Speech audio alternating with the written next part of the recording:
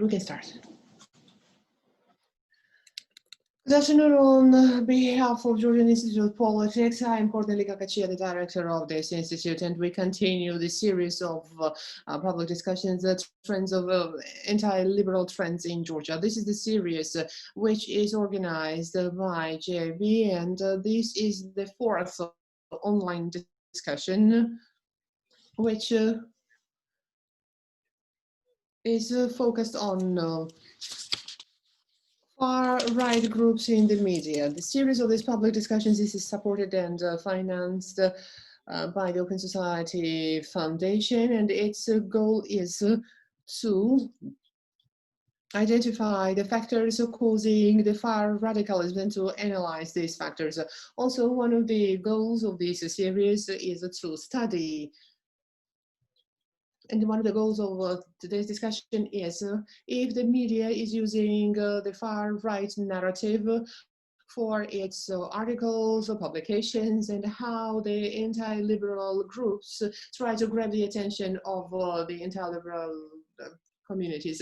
Also, we will be discussing the issues, for example, what is the role of the media, or if the media really plays the role for legitimizing the far-right movement or far radical groups. This is a very important issue because this is not a significant problem for Georgia only, but in general, this is what is happening in the Western world, and this is the significant problem, especially for the media representatives, because they often ask the question, how should they cover the events where these far-right groups are involved? Because there is an opinion that, for example, if you pay less attention to them, then this may have even worse effects. But if we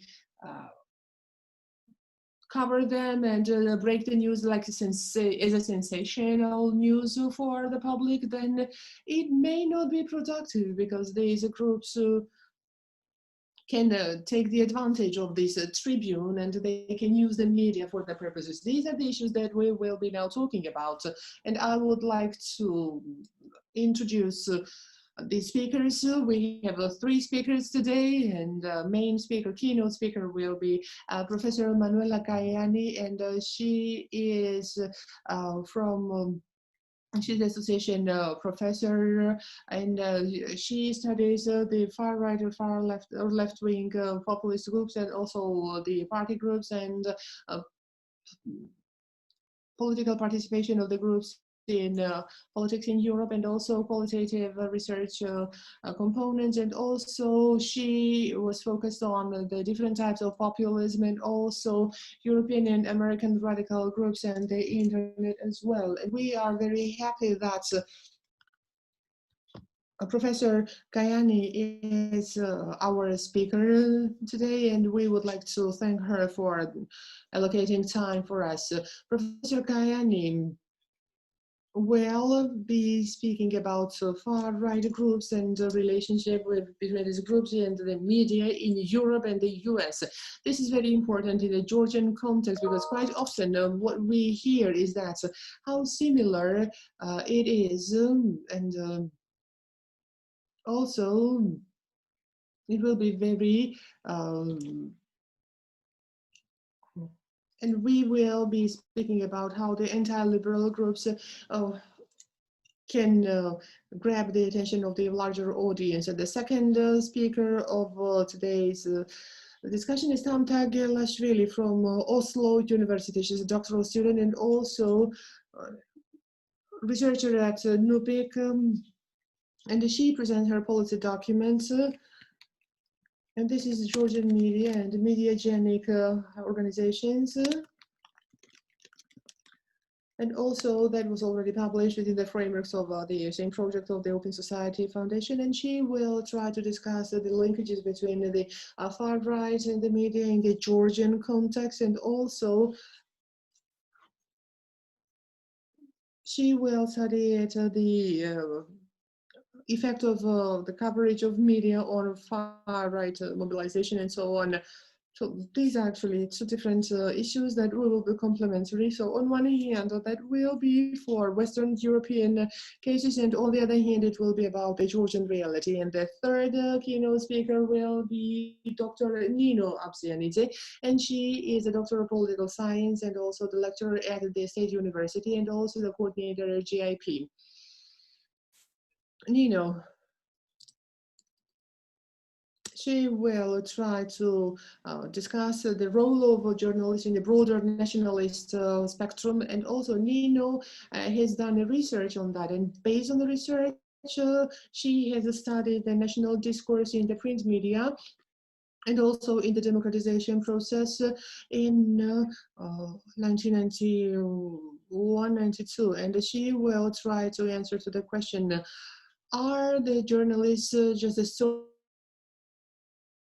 in the dissemination of nationalist discourse? That was very briefly what I wanted to say. Then I would like to remind all the speakers, you will have 10 minutes, and I will remind you that there are 2 minutes left. And also about the format, I think that Salome already spoke about that, and we will have an opportunity to ask questions to the speakers. And I would like to ask our first speaker. This is Professor CAIANI, and the floor is yours. Thank you.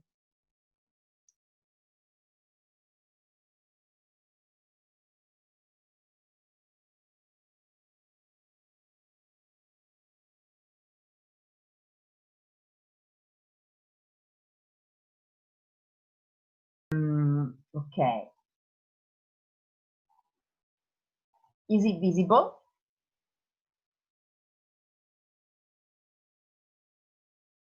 Can you hear me, and can you see my PowerPoint? Can you do like something like that? Perfect. Okay. So once again, thank you very much for the invitation, and it is a pleasure for me to be part of this discussion today. Actually, as you can see from my title, from the title of the presentation, what I'm going to present in this very short 15 minutes is something about the interaction between far-right groups and the internet on Western Europe and the US. Therefore, are partly different regions than the countries you are more interested in. However, I hope that this can be a sort of you can borrow something. I mean, that can be an idea of some concept and hypothesis and also method that could be applied also to analyze the relation between far-right groups and the internet in other countries, not just Western European countries. I will try to be very, very fast. As all we know, today there is a great potential on the web arena for the activation, mobilization, recruitment, and identity formation of far-right groups. And in this research project, I have empirically tried to investigate what is the potential role of the internet for radical right organization, either political parties, but also social movement organization, particularly with a view to identity formation, organizational contact, and mobilization. This is part of this is a comparative case study project. As you can see, it includes 7 European countries: Austria, Germany, Spain, France, Italy, and UK, and the United States.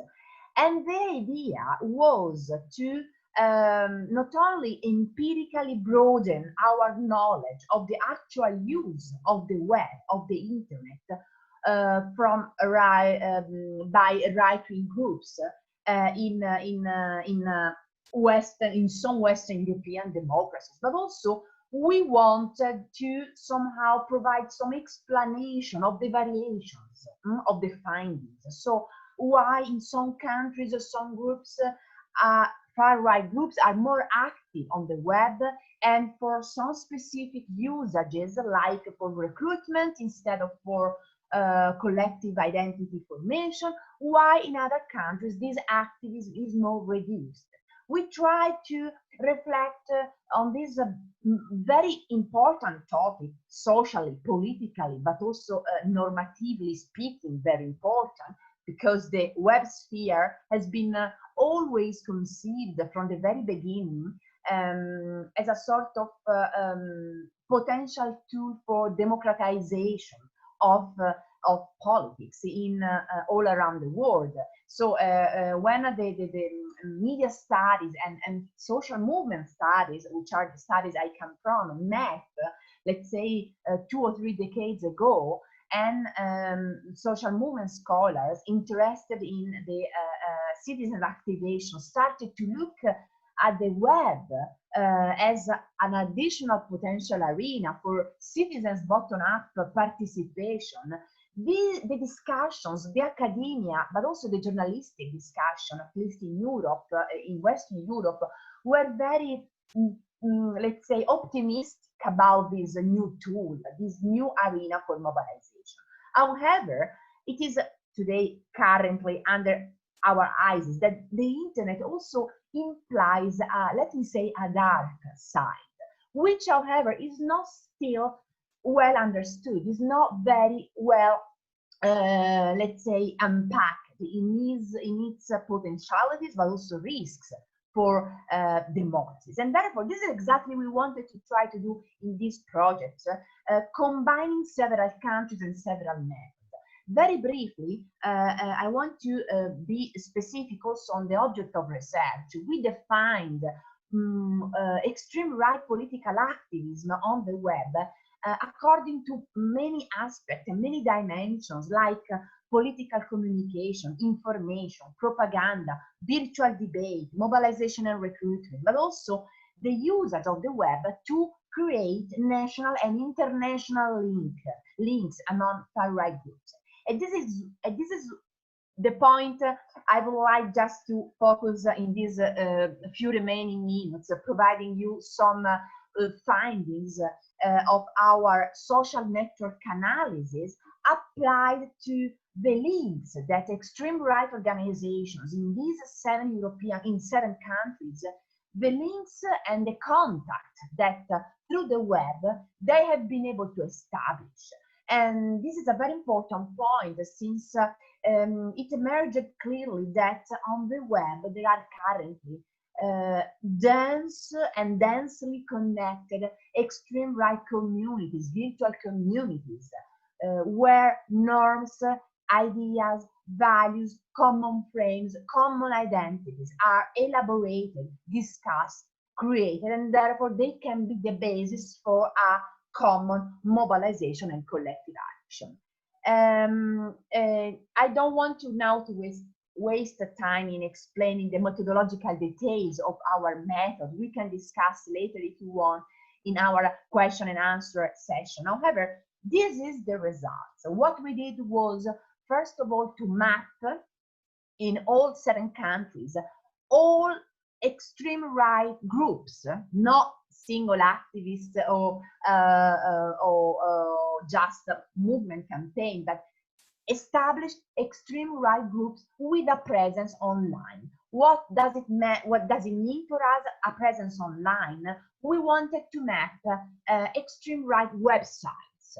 So we didn't focus on Facebook pages and other social media like Twitters and accounts, just on websites. And what we found that even limiting ourselves to extreme right websites that could presumably be, let's say, the online version of an existing extreme right organization offline, we counted more than 100, between 100 and 200 extreme right organizations of many kinds, various types, in each European countries. And we counted more than 100, between 100 and 200, and more than 1,000 in the United States. And not only these extreme right organization on the web performs through the web many political activities, recruiting members, selling online merchandise referring to the Nazi fascist past, establishing virtual communities of debate on many current important political issues of their respective countries. But what was very important to notice was that the internet provided to them an opportunity to link to each other. And these are the extreme right communities online that we found. They have a different shape, and this different configuration actually, according to network theory and social movement theory, could also tell us something on the probability of the emergence of a collective action, and therefore could eventually also tell us something in terms of counter-extremism policies that could be activated by governmental, let's say, authorities.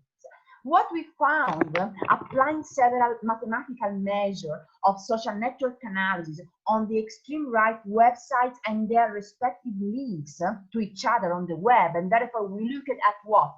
At what were the main central organizations dominating the communication in the virtual community. We look at the density, at the let's say average degree, so the density of these communities, but also we look at the identification of possible cleavages within, and also subgroups. So what we found that the Italian extreme right virtual community online, but also the UK, the English one, was shaped according to what in social network theory is called the polycephalous network. It means that it is a community at one time segmented, but also centralized. In this segmented structure, there are virtual heroes, which at the time of the analysis were mainly the extreme right political parties in Italy and in UK. So there are local heroes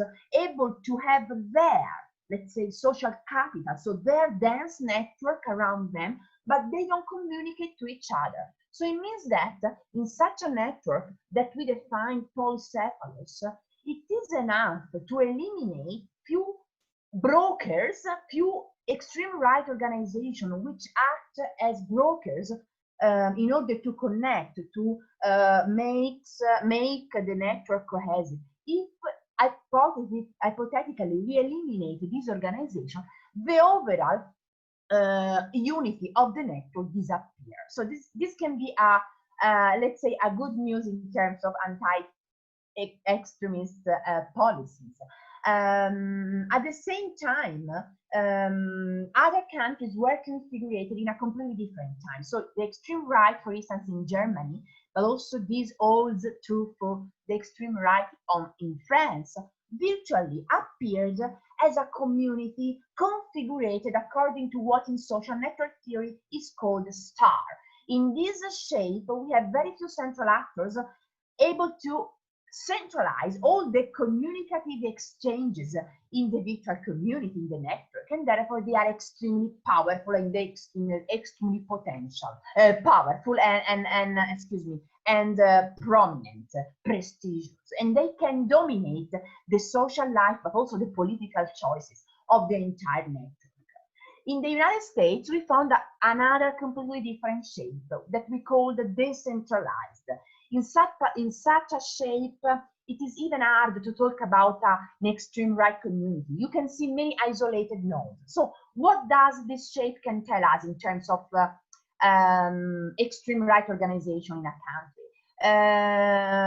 It can suggest to us a conscious form of organization according to what is called in anti-terrorism policies like leaderless resistance. So the preference for a very fluid and light form of organization of the extreme right community, which doesn't have a hierarchical structure, but is able anyway to activate individual nodes, perhaps through the web. Who knows? I stop here. I want just to also emphasize the fact that we found many types of extreme right organization online, with a presence online, in all the countries analyzed. And therefore, we can really say that in all the countries analyzed, the extreme right community is a complex galaxy made not only of political parties which are usually very often just the point of the iceberg, the extreme point of the iceberg, but there is an overall, very often hidden community made of political movements, youth organizations, media outlets, neo-Nazi groups, nostalgic, revisionist, negationist groups, which refer to the Nazi past, but also cultural right-wing association, where we included also the New Age, neo-mystic, but also ultra-Catholic, ultra-nationalistic group. And we have seen today in the United States how important are these groups, also for the political party, institutional party side, but also commercial websites. And finally, there is, in all the countries we analyzed, this important presence of the subcultural milieu of the extreme right, the youth subcultural milieu made of skinheads group, but also musical scene, sport groups. And very often they don't play in the arena of politics, but they are extremely important in fostering in the social and cultural arena, in fostering those ideas and frames that can pave the way to a consolidation of the extreme right ideology, and in, let's say, in the future, let's say, extreme right mobilization. I don't know if I have 1 minute left, or I have to stop here. Can you tell me if I have a 1? Okay, so just to conclude, and really I want to conclude here, also these other important findings that we found concerning the potential of the internet for the development of a cyber community trascending national boundaries. What we found, analyzing again just the links and not the content as we have done, but now there is no time to show you all the results of the content analysis that we performed on each single website that we have collected. By the way, if you are interested, I think that the organizers of the conference can distribute my PowerPoint presentation.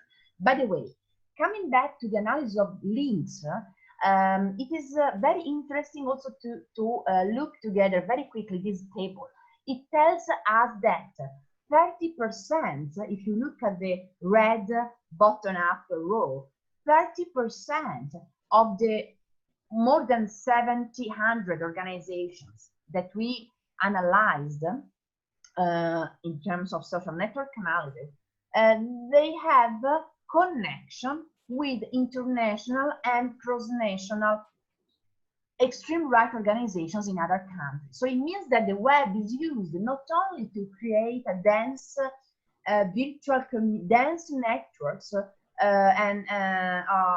within the virtual community of the extreme right nationally, but the web, it is also used by this organization in order to create cross-national ties, very often with similar type of organizations. It means that political parties do connect through the web to other extreme right political parties, subcultural groups to other subcultural extreme right groups in other countries, but sometimes we also found cross-type, let's say, ties.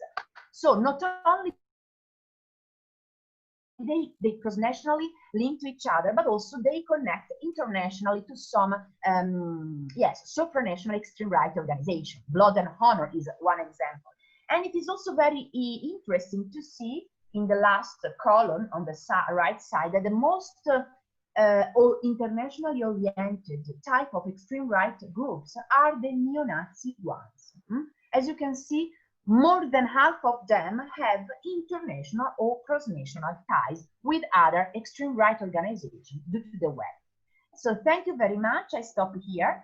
I want just to conclude my very brief speech with this slide where I have somehow I would like to put on the table possible questions for the debate, which are the most important one, I think, for this event today is the normative question. So what to do when the web and the internet, instead of being an arena for universalism, democratization, more political participation from below.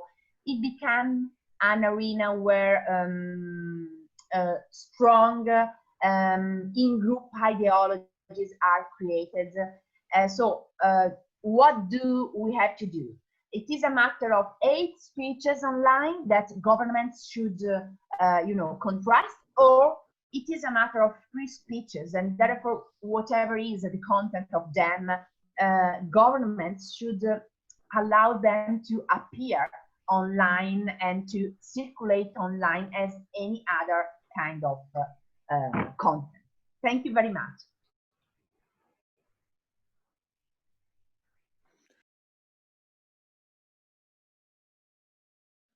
Thank you very much, Professor CAIANI, for a very interesting presentation. You have mentioned that in the web, there are international networks, and I can remember some time ago there was a fact when one of the groups and activists, the far-right representative, he was arrested in New Zealand, and he had an inscription of one of the kings of Georgia of Middle Ages. Maybe he didn't really know who this king or where this king was, but this indicates that there are some linkages with other similar groups in other countries, and this is something that we need to think about.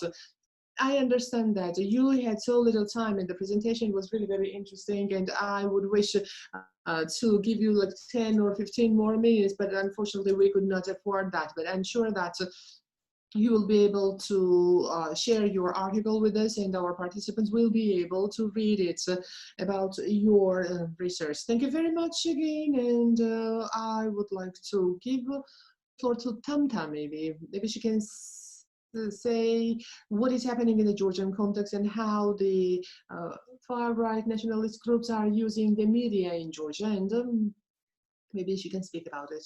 Thank you.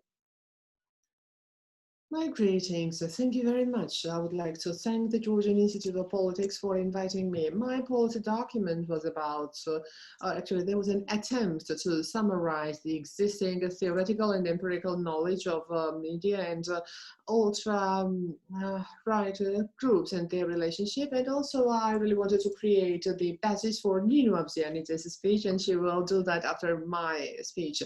First of all, before I start speaking about the explanation, before I explain the relationship between the two, so who we mean when we speak about ultra or far right movement, we use the word ultra in Georgian because in English it is far right, but in Georgian word ultra or ultra right, but in English I will say far right, obviously. And these are related somewhere in the extreme right end of the political spectrum.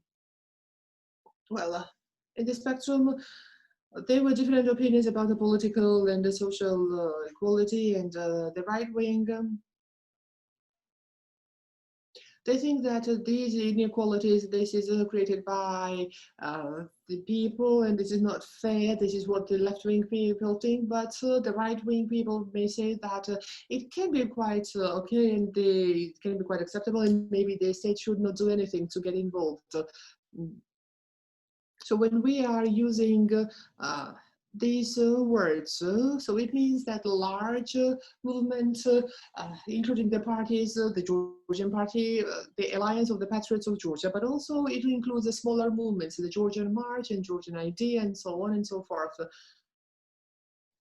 The research on this far-right movement say that they have the activities where not very many people participate, but the police usually respond to them. And also there is much attention by the media. And also there was a very good illustration about that. And there was the Georgian Swedish movie that was screened in Tbilisi, and it was screened in the movie theater Amirani. And I can remember that many ultra-right groups actually, they protested against that. So there were many photos and videos disseminated. One of the leaders, Levan Basadze, was leading the group, and there were many journalists behind him, and they were broadcasting their viewpoints live. Also, many journalists, they would stop the campaign activists or participants, and they would ask the questions about what they thought and so on. And they wanted to hide the nature of a spontaneous uh, event. So they didn't want to admit that it was spontaneous, and some activists said that I will now enter the movie theater and I will pull the plug and I will ruin the screening. So this is what they were saying, and also the messages reached a larger audience, and actually what started as a small demonstration that turned into a violent demonstration, unfortunately. And of course, it does not mean that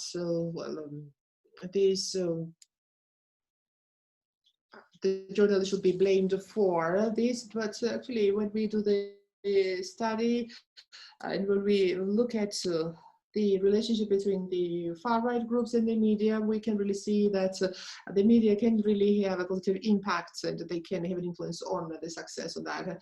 Also, majority of the people, they are not directly involved in the political events, and they get the political news via the media. So if there is a protest demonstration, indeed, tens or hundreds or thousands of people can be there, but what is more important, this is how many people observe that via the media, or this can be the millions of people who really observe the events or read the articles about that. So it is of course important how the demonstration was held, but more important it is how the media covered it and how they delivered the information to the audience.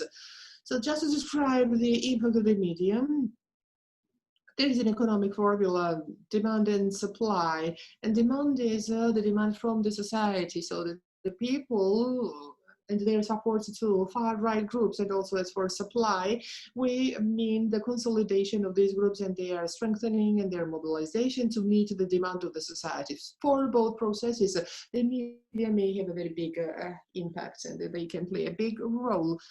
So if the media covers some issues the same way as ultra or far-right authors may be talking about that, or if the media covers the issues on the immigration, and if it is related to the increased crime rate, or if it is promoted as a problem, and obviously the public support will increase.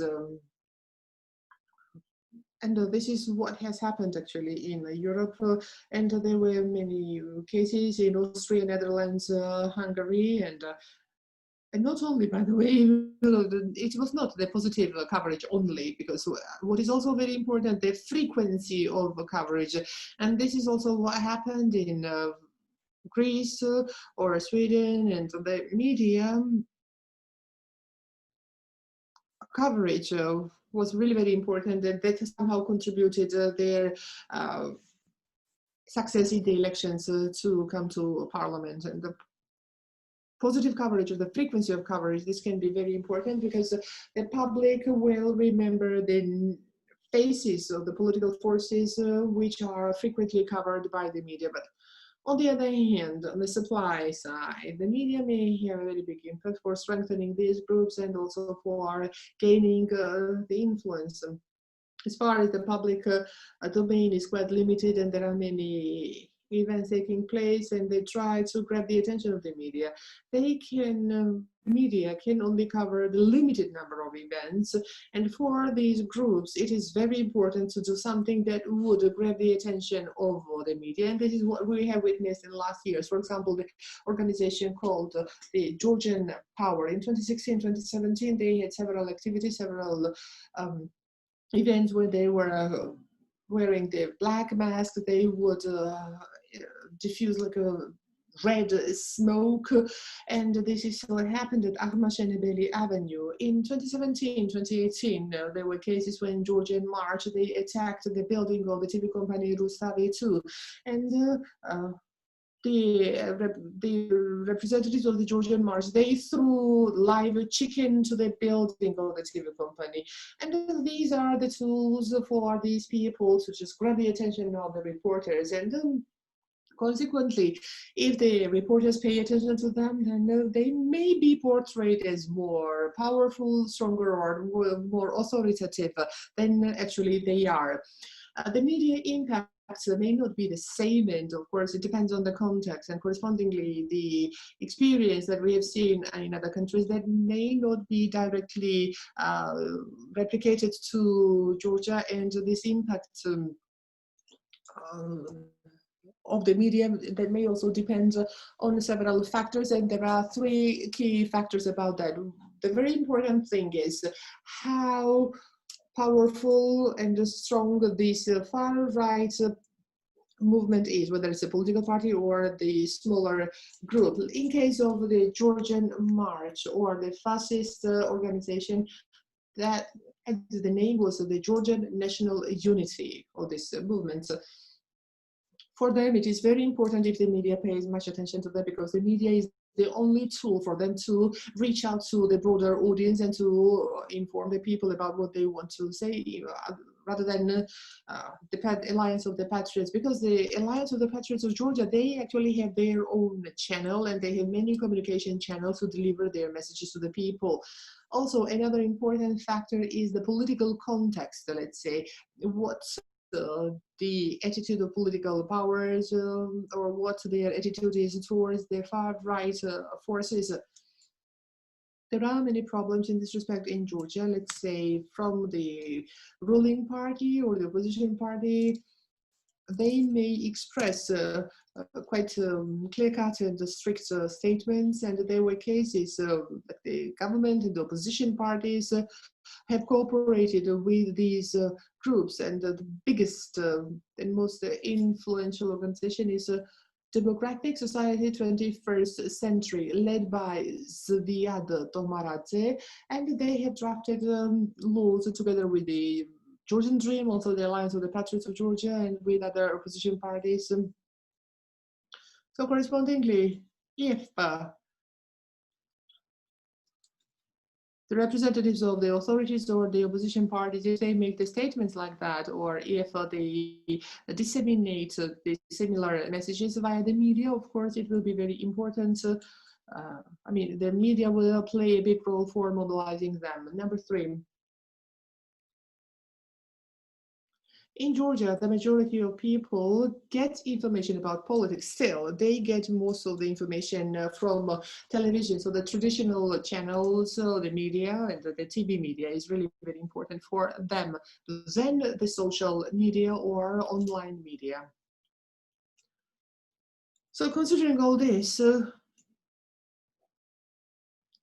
as the experience of other countries show, the media may have a big impact on the supply and the demand both, and this is why the journalists and the producers should take into account what can be the consequences of covering these groups and how to cover their activities without making these breaking news or disseminating the sensational stories about them. A journalistic charter of Georgia and the Media Checker, they have produced some material about that, and I think that would be very helpful for the media organization. That was all, and I hope now Nina will provide more details about the Georgian media and about the coverage. Thank you very much, Santa. So it was a very interesting topic that you raised. It was also very important to say that. So this is a kind of being too tender to this political parties have been too tender or soft to these other groups, because they take the advantage of it, because the political parties usually try to enjoy that.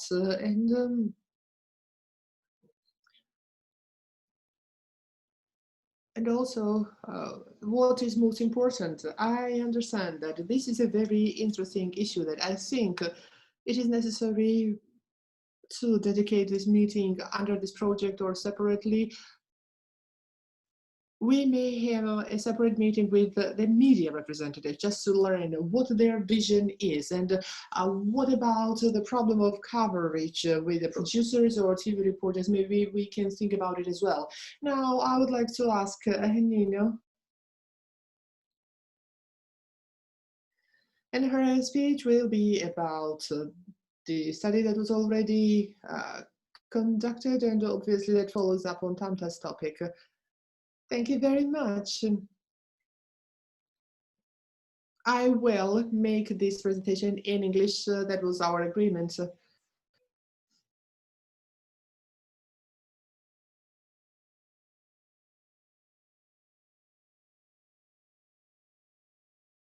Result of your policy brief. That one is supposed to be published in December. So right now I will try to give a little broader context to what you thought, and focus on the journalistic agency in the spread of nationalist discourse. Why is it important? Because we know that the far-right discourse basically rests on nationalist discourse, right? One of the major pillars of far-right discourse is nationalist discourse. So therefore, I decided to, and I was asked to share what I found in my research on nationalist discourse in the Georgian print media across the democratization period between the years of 1991 to 2012. I won't stop on my first slide because Tanta already talked about the fact that the process of communication flow comes not only from top down, but also bottom up. Audience preferences or audience behavior of information consumption determines how media reports, and then the way media reports also affects political elites in their behavior. So essentially, in a nutshell, we can say that media does have agency in general in the flow of communication, in the process of communication. Now, my major or central question of my research here is, are journalists mere transmitters and so-called middlemen, or do they have actual agency in the spread of nationalist discourse? I will right away start with what I mean under nationalist discourse so that the findings that I present are clearer to the audience. So nationalist discourse, basically the content of nationalist discourse in this research rests upon few categories that you see on the screen.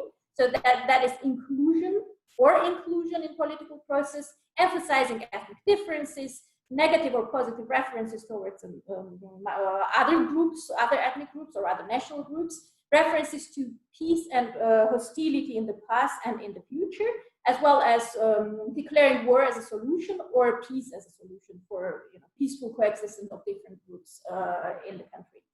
Then there are certain subgroups that disaggregated to subgroups, which I won't stop at. Most importantly, what I want to communicate in the beginning is that the way I see nationalist discourse are not only nationalist categories, but it is rather a construct that contains few different elements. Essentially, of course, in the middle, there is this exclusionary or hostile nationalist content, but this content only matters when it is communicated from one actor, that is a sender of nationalist statement, let's say, towards a target of nationalist statement. There is a third actor involved in this analysis, but we won't focus on this. So what I want to pay your attention to is that there exists a nationalist interaction between the sender of the content, of the nationalist content, to the target. And of course, all of this occurs in the media, right? So what I look at as a unit of analysis, what I call nationalist appeal, it is an instance of expressing expressing a position publicly by either verbal or physical action, and which comprises exclusionary and or hostile nature, and by which at least two different ethnic or national groups are concerned. Now, there are obviously a lot of methodological questions involved in this, which we can discuss during Q&A session, but as long as I only have 10 minutes, I will focus on what I found.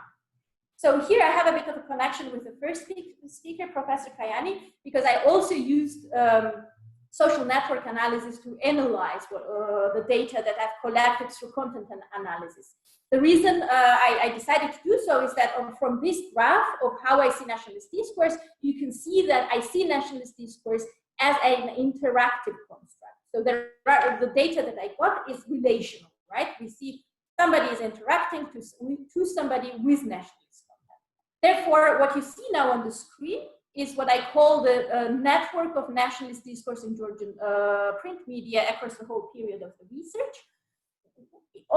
And the measure used here is called in-degree centrality and out-degree. So let's call it centrality. Basically, it measures who are the most central actors that send nationalist appeals, and who are the most central actors who are on the receiving end of these appeals.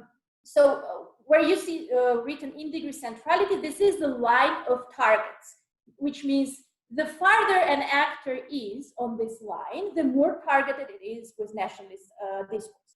And the farther an actor is on the line of out-degree centrality, the more dominant it is as a sender of nationalist statements.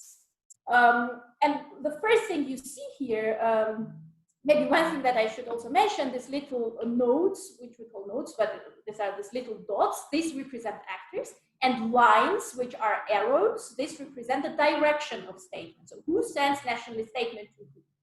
What you see here is that journalists stand by far on the top of the picture, right? So they are by far more dominant in sending nationalist statements to any other actor. And the difference between journalists and the second most active actor is quite huge. And here I would like to remind you that the unit of analysis says it's an expressed position. It's not just a sentence, let's say, saying something like Ukrainian rather discuss the language rights of Russians. It's more declaring something, let's say, Russian minority in Ukraine should not have its language rights or should not enjoy its language rights, just so that you keep this in mind. Now, obviously, this picture has a lot other things to say, but I want to just focus on one thing, journalistic agency here. So once I have this big picture, I want to see how regular is this picture if I disaggregate across periods, for example, or across regimes, or does this picture is this picture maintained if I look at electoral periods and non-electoral periods? Because one would expect that in electoral periods, for example, political actors become more active in this regard, right? So let's compare different instances of democratization period. And what you see here is that each line in this table represents this picture, but in a specific period. You can read these numbers here as percentages.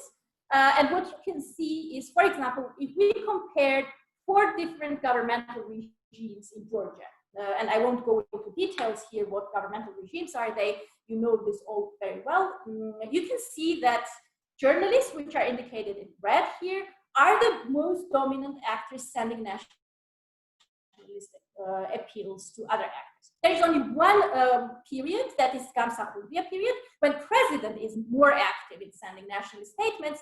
And we know that in this period, media is still state-owned. That means the agency of media is smaller compared to the president's agency, and therefore this is expressed in this finding. Let's compare electoral periods to non-electoral periods. We see that in non-electoral periods, the number itself increases, but the picture doesn't change, that the journalist stays most active actor in this regard.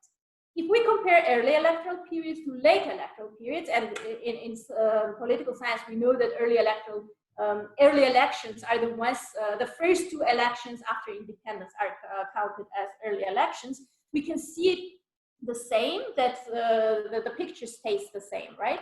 And then I also compared early democratization to late democratization, and that the threshold here is 1995, when Georgia, when had its new constitution. But what we can see is in later period of democratization, the number itself decreases. That means that the share of journalistic nationalism, let's say, decreases, but overall the picture doesn't change. Journalism still stays the most dominant actor sending nationalist appeals. Another comparison that we could make to corroborate this finding is 5 actors that are the most active targets of nationalist discourse, and you see them. Surprisingly, there is Georgian national government, but this is not very surprising if If you think about the fact that journalists frequently criticize governments for being, acting in the interest of foreign forces, then there is Abkhazians, Ossetians, other ethnic minorities living in Georgia, and Russia. So what this table shows is basically the following. Out of all the nationalist statements targeted towards these 5 actors, what is the share of journalistic nationalism? So, and again, you can read these numbers as percentages, and it is red because these are the highest numbers in each line. So you can see that share of journalistic nationalist statements towards each of these actors is the highest. So someone will think that maybe different newspapers have different agendas regarding this, and therefore maybe one of the newspapers that has been analyzed drives this whole picture. But if we compare, and you can see the names of newspapers on top of the graph, and then the years, and then the numbers, which again you can read as percentages, you will see that independently of which newspaper we analyze, journalistic agency seems to be the most active in sending nationalist statements. Now, I want to quickly explain this theoretically. So why would this be the case? Why would in post-Soviet or post-communist Georgia, across this period that I have researched, why would we see this picture? So I start with the democratization process itself. We know that it comprises in itself democratic elements of governing as well as autocratic, right? It is exactly same when we talk about the democratization of media system. It comprises both democratic as well as authoritarian elements, let's say. And there are 2 things that I try to structure my argument around. First, it's a structure under which I consider relative independence of media and agency, and I go through this in detail. So I'll start with structure. In the countries such as Georgia, where the independence is a new thing, it's a new state basically, we know that the relationship between political system and media system is quite tense. So if we talk in authoritarian regimes about controlling media, and in democratic states about the need of negotiating with media, right, from political elite side. In the countries that are under democratization, this relationship between media actors and political actors look like more a struggle.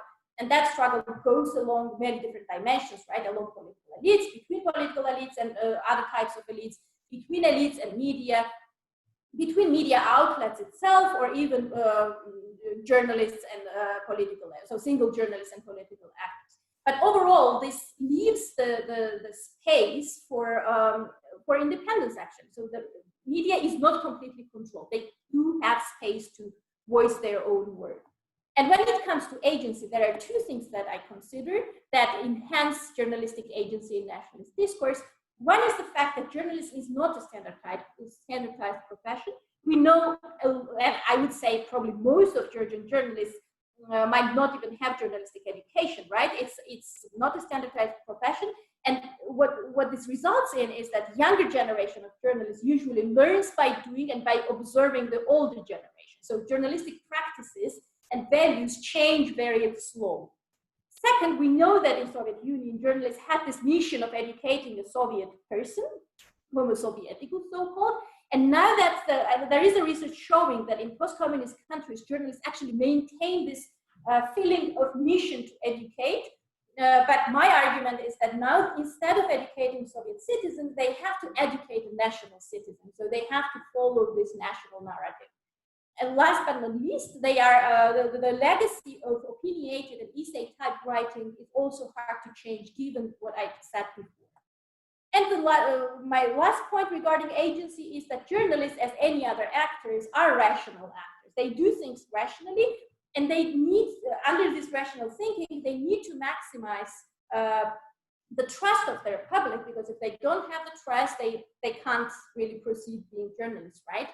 And in this process of maximizing trust, they are facing this tension between professional identity. That means, for example, giving word to every actor concerned, or questioning different things. And sorry, can you conclude in 2 minutes? Yeah, please? I will. Yeah. And on the other hand, they have this feeling of community belonging. If you think which journalists could have questioned, for example, during Abkhazian war, which Georgian journalists would have questioned, are Georgians doing something wrong in relation to Abkhazians? That journalists would have been right away marginalized, right? Overall, this concludes basically my argument why journalists might be considered as agents of nationalists themselves. And just to link what I've just said is that to the previous speakers, it is important for media in Georgia to be aware of their own agency in this process. We have seen that the media is very polarized in Georgia and follows so-called political parallelism, polarizing the political environment even further.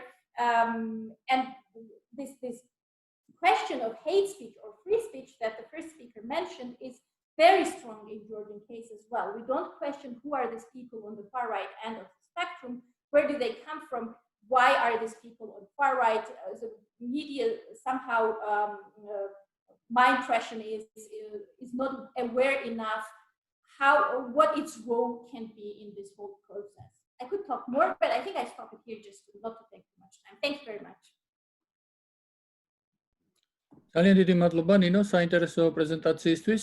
ჩვენ ესე იგი როგორც ვახსენეთ უკვე შეგვიძლია დავიწყოთ კითხვა-პასუხის რეჟიმში გავაგრძელოთ ჩვენი სემინარი და მე ვკითხო ნინო სამხარაძეს რომ მე ვიცი რომ შემოსულია რამდენიმე შეკითხვა არსებობს უკვე და გააჟღეროს ეს შეკითხვები და შემდეგ ასევე საშუალება გვექნება უკვე მეორე რაუნდში პირდაპირ შეკითხვები დაუსვათ უკვე კონკრეტულად მომხსენებლებს და კარგი იქნება თუ თქვენ თავს წარგვიდგენთ მეორე რაუნდის დროს ვინ ბრძანდებით და ასევე კონკრეტულად ვის შეეხება ესა თუ ის შეკითხვა რომელსაც თქვენ დასვამთ.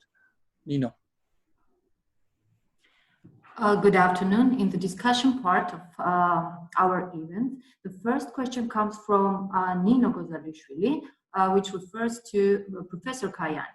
Could you please elaborate on the transnational connections of the extreme actors you mentioned in your speech a little bit more? What kind of the most prominent connections were you able to identify? And in other words, are these connections of any instrumental use for those actors? Thank you. And the second question refers to Tamta Gelishvili, posed by Dr. Gianodia. Tamta defined the term rightist as the one who assumes that the state should not do anything in order to neutralize the social inequality. Does it necessarily mean that the ultra-rightists should definitely be equalized with the libertarian groups? And lastly, the last question probably is referred to the Georgian speakers mostly, posed by Michel Ronconi. The media contribute to enhance hostile and exclusionary content, giving voice and legitimacy to far-right actors in public debate. In terms of supply side, which political parties or groups are taking advantage of this situation in Georgia? And if they are mainly linked to the Alliance of Patriots, or are they any other significant parties or movements that can take upon these far-right demands? How do the bigger parties such as GD or UNM relate to such content in view of the upcoming elections? Thank you. Floor is yours. დიდი მადლობა ნინო. მაშინ თქო უკვე მომხსენებლებს დავიწყოთ პროფესორ CAIANI. Professor CAIANI, maybe we can kindly ask you because the first question was addressed to you, please.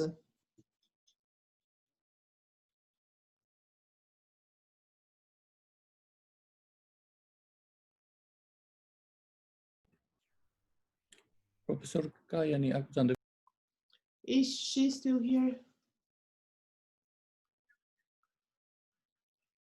Okay, if there is a technical glitch, then Tamta, we can ask her because the second question was addressed to her.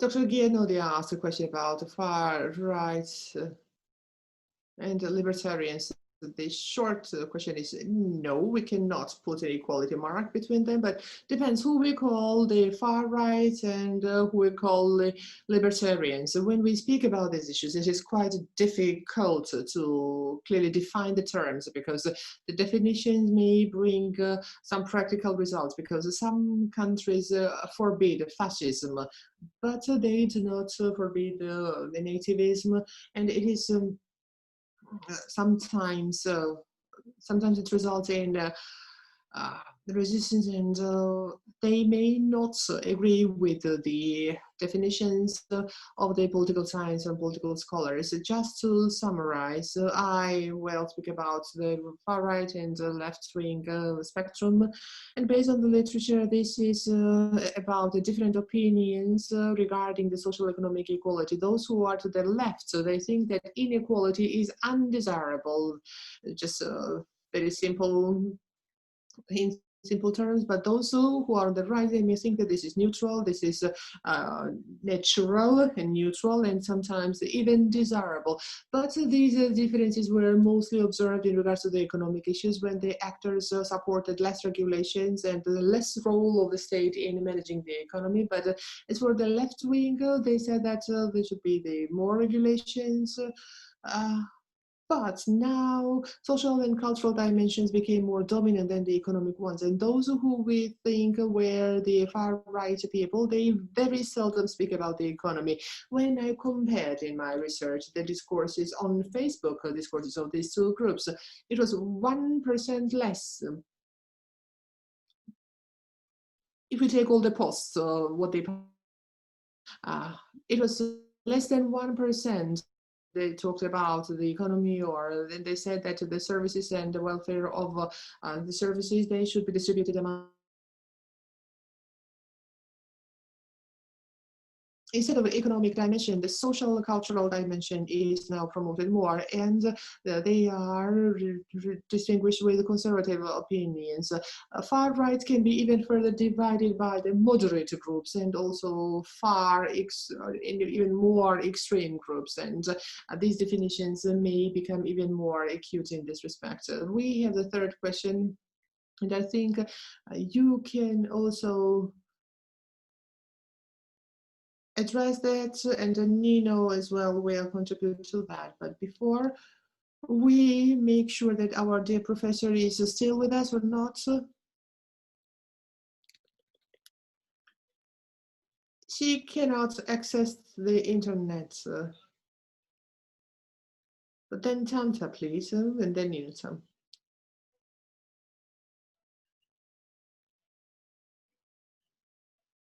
Who these far-right agents are, and the question was about, is this the Alliance or the Patriots of Georgia only, or do we have other parties as well? My opinion is that, yes, there are fewer movements, and the most influential among them is the Alliance of the Patriots of Georgia, because they have access to the parliament, and they also have more resources than other organizations. But we also have relatively smaller organizations. We have some other organizations, and they are like the Georgian March, that used to be the civil society organization, but then they turned into a political party, and Georgian Idea, which is also a political party, and they say that they will participate in the elections. They will try to win the elections in the parliament. There are also some smaller organizations that are outside the parliament, and mostly they arrange the protest rallies, and they participate in political processes like that. Nino, would you like to add something? I will speak Georgian, because the questions were asked in Georgian.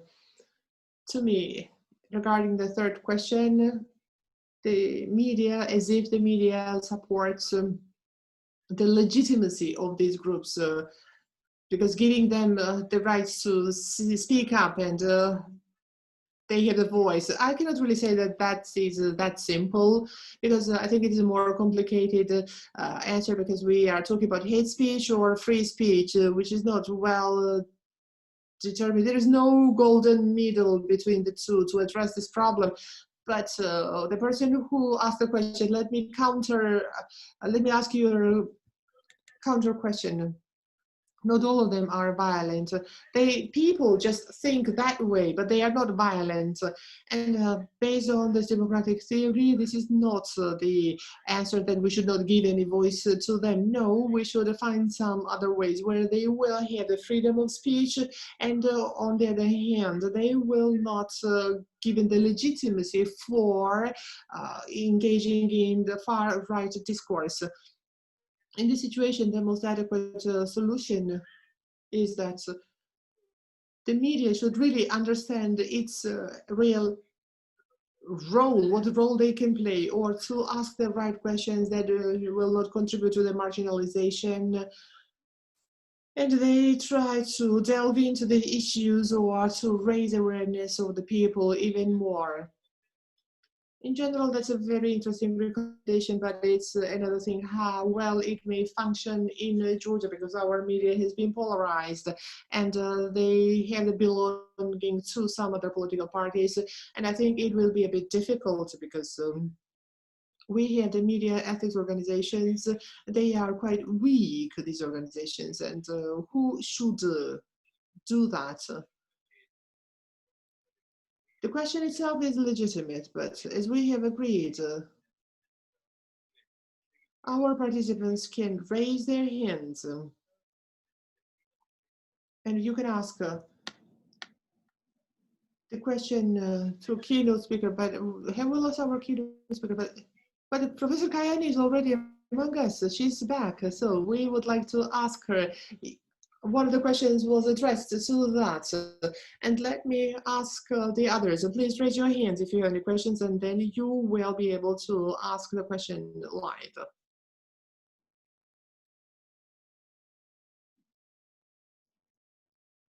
But was the question clear to you, or you were offline when the question was asked? Sorry.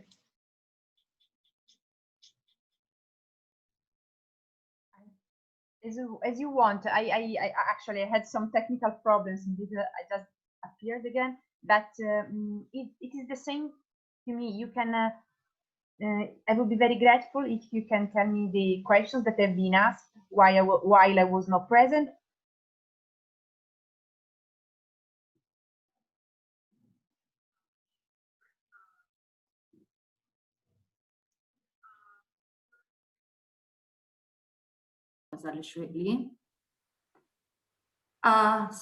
Could you please elaborate on transnational connections of the extreme actors, and more a little bit about whom you have mentioned in your speech?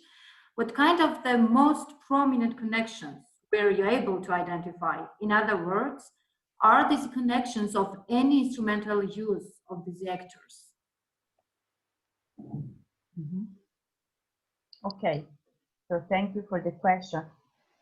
First of all, let me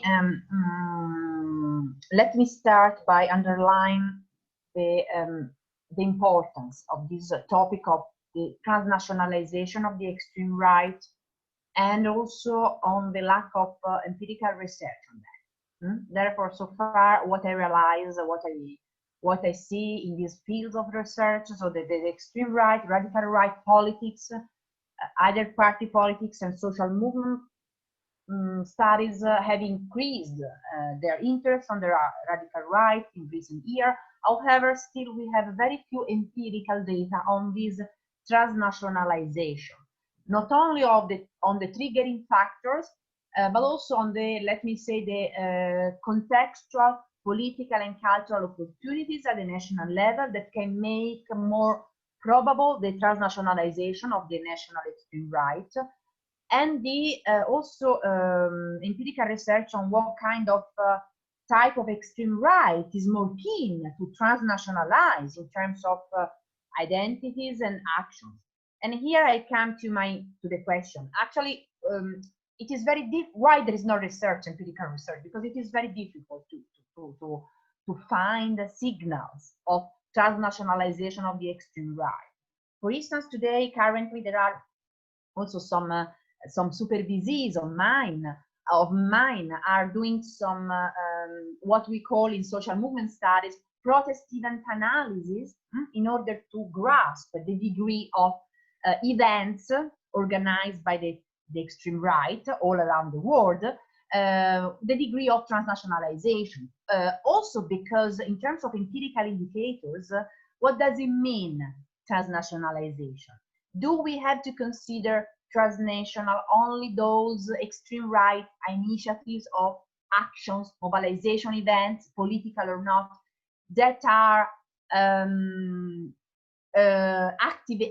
initiated by actors in different countries, or do we have to give a more flexible definition of transnationalization, and we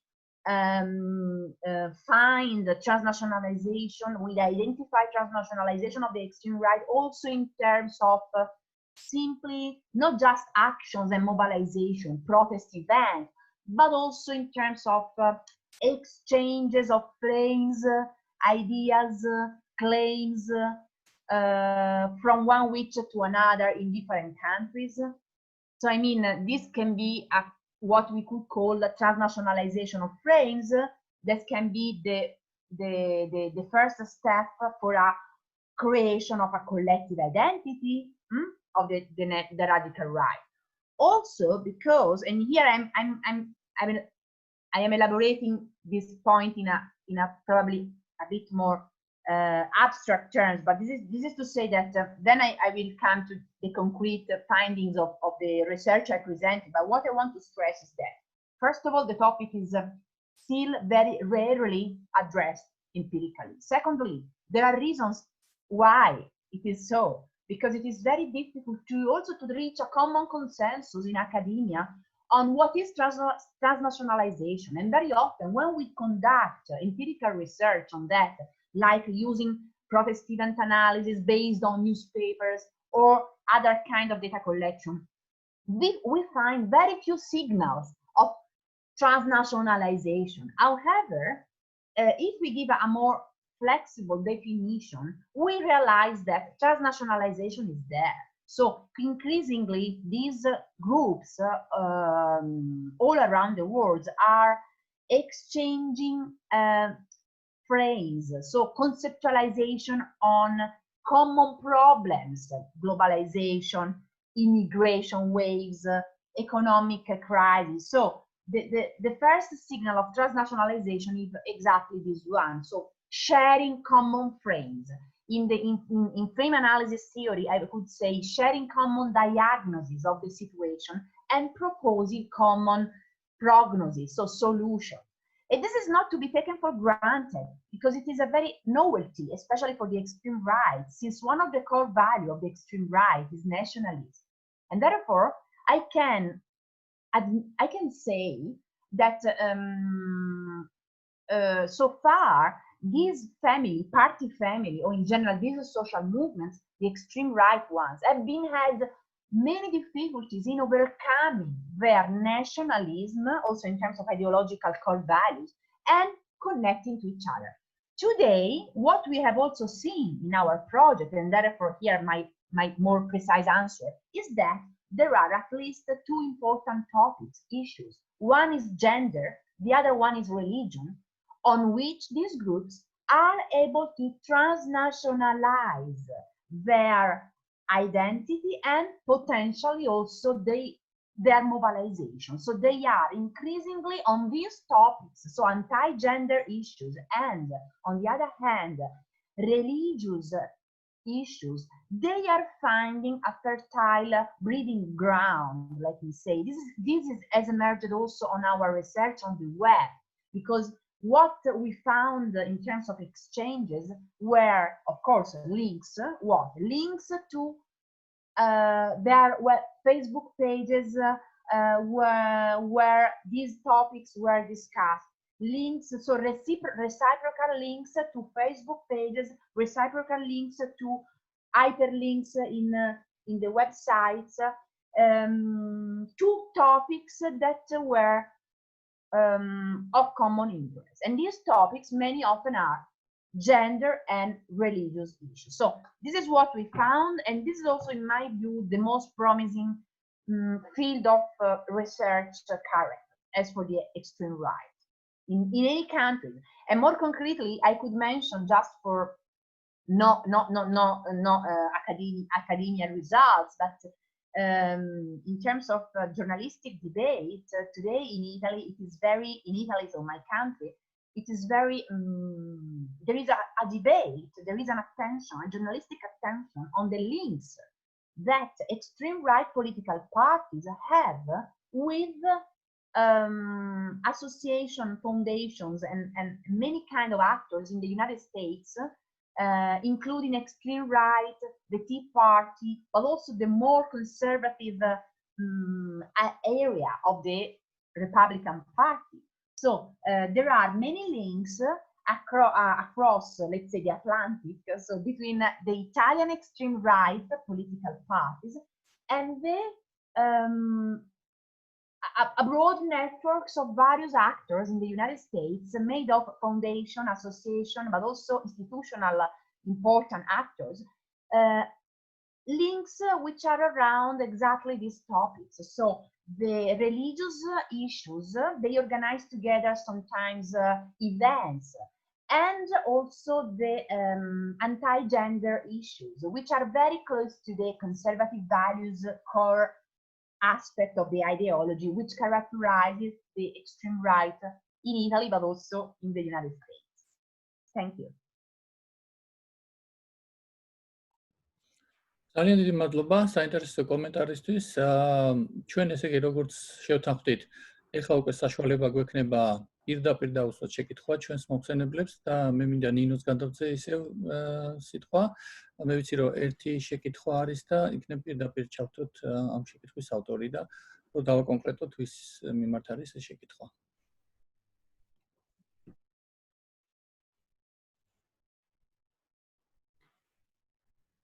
Yes, it should be Nino Petriashvili who posed her question in a written way. Plus, I will speak up the question then. It refers to Nino Abzianidze about her last comment, was probably about the recommendation towards the media. So, Nino, you mentioned that the Georgian print media is not aware of its role of an agent in the process of spreading nationalist discourse. However, there is a belief in Georgia that far-right groups, whether it will be the movements, organizations, or media, are funded by the Russian government. Therefore, they intentionally spread the far-right or the nationalist discourse. Do you agree with this statement? And if yes, does this mean that print media is actually aware of its role of an agent and intentionally engage in spreading the nationalist discourse? And hereby, let me take the advantage as well and ask one question to Dr. CAIANI about that transnational group, which she mentioned and already dig deeper into the discussion part about this issue. Have you observed what kind of geographic scales do they have, such kind of transnational far-right movements? And also, what are the instruments they are kind of cooperating with each other? And the main purpose is as well, which is kind of maybe social mobilization in different countries altogether, or ideological spreading, or maybe even some financial pragmatic collaboration. What kind of transnationality do they have as such? Thank you. ნინო, გთხოვთ რომ მაშინ ცოტა დრო დაგარჩენს 8 წუთი და ძალიან ასე თქვა 60 წუთში ჩავეტიოთ რომ თუ პროფესორ კაიანისაც სურს დაამატოს, იმიტომ რომ კითხვის ნაწილი მე როგორც ვთქვი, მასაც შეეხებოდა და თანაბრად რო გადავინაწილოთ, საახლობი 60 წუთში რო ჩავეტიოთ.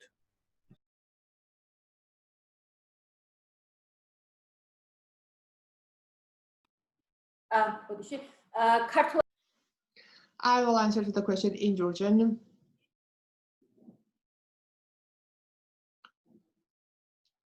I haven't said that print media cannot really acknowledge their important role. That's a very generalized statement, and I was researching the previous period until 2002, and main events actually took place after that. But I think the question is a bit irrelevant to my presentation. There's a mismatch, but let me say one thing. Yes, we know that so-called soft, by the way, you are right. There is an opinion that the forces like that are financed by Russia, but we do not have something really empirical material, tangible material. I'm a researcher myself, and I cannot include it in my study because that is just an opinion, and obviously I may have some doubts because that can be on the basis of logical consideration. But if we are talking about a nationalist discourse, I still think that the media does not have the proper awareness, on one hand, how destructive or constructive role they can play. They are not fully aware of that, because I think we need to provide more education to journalists and to upgrade the journalistic professionalism to ensure that the media can really understand what kind of destructive or constructive role they can play. Professor CAIANI, could you please elaborate on that? Just 2-3 minutes, please. Thank you. Okay, I'm so sorry, but unfortunately the audio was not very clear in some moments, and therefore I just got few words but not the full question. So I realized I got that I have 3 minutes.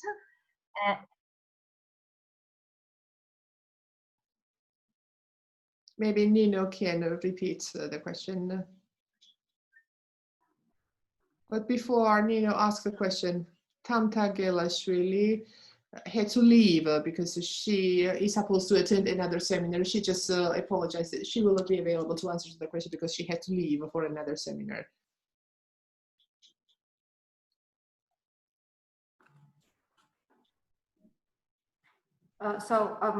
I will pose my question very briefly about those transnational rightists, actors. In what kind of forms they are collaborating with each other in terms of, like, regarding the geographical scales in different countries, they are doing what? Mobilizing society in a standardized form, or they are sharing the ideological stances each other, or maybe even financially or in a resource-based support and collaborations do they have? What kind of cooperation do they have? This interesting topic. Thanks. Okay, thank you. And I don't know if you mean in Italy or generally speaking what I know about this topic. And also I got the term writers. I don't know if you mean the collab. Okay. So actually what you have listed as different kind of collaborations are all currently activated and tried by the extreme right in different degrees and different forms according to the countries. As I said before, actually I don't have there is not much research, empirical research, and therefore what I can tell you are some anecdotal single case, let's say, evidence, like the strong links documented by the journalistic debate, strong links documented between the Italian Italian extreme right, the party level, and some extreme right association and cultural groups in the United States around topics such as religion and gender. But in many other instances, we have evidences, also empirical evidences of other kind of form of collaboration that goes beyond the just the diffusion of ideas, but result in a concrete organization of protest events together. For instance, there is a close, there are many networks of collaboration in terms of a mobilization among the identitarian movement all across Europe. So we have identitarian movement in France, in Austria, in Germany, in Italy as well, and there are evidences of mobilization that they organize together. They can be anti-immigration mobilization, like some demonstrations that have been in Germany, that have collected groups, participation of extreme right groups from all over Europe. there can be collaboration on single issues campaign, like it happened on very specific, let's say, issues. Another important sector of collaboration, type of actor, let's say, excuse me, type of group who is clearly transnationalizing in Europe is the Pegida movement, which has many branches also abroad, beyond Germany, where it was born. And Pegida has also many links with political parties on the. Unfortunately, we only have 1 minute. We're so sorry to say that, but we No, need don't to worry. summarize. Thank you. Just wanted to say that Pegida and its branches is another example of transnationalization of the extreme right in terms of protest event, in terms of mobilization. So all the items, let's say, of aspects of transnationalization mentioned by the person who asked me the question are actually true. They collaborate on many respects. However, still, we need the research, empirical research, to testify empirically with data these signals that we here and there we realize, we identify on this phenomenon of the transnationalization of the extreme right. Thank you.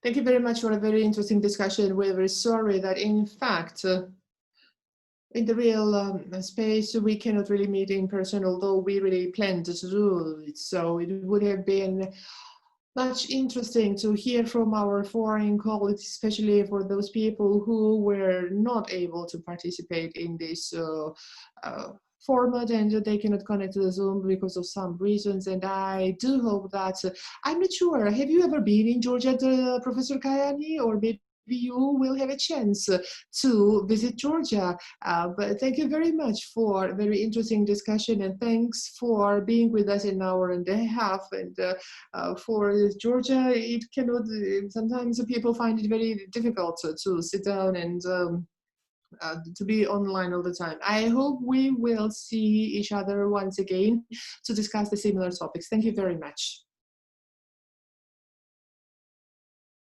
Thank you very much. Bye.